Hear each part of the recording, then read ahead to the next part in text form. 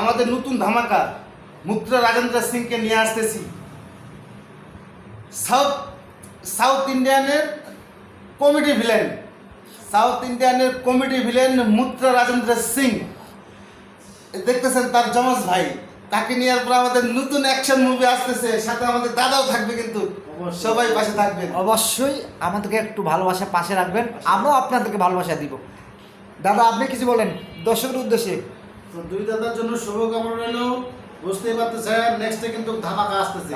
হ্যাঁ, দাদা কিন্তু দেখতে কিন্তু ঠিক ওরকম লাগতেছে, যমজ ভাই। কি দাদা?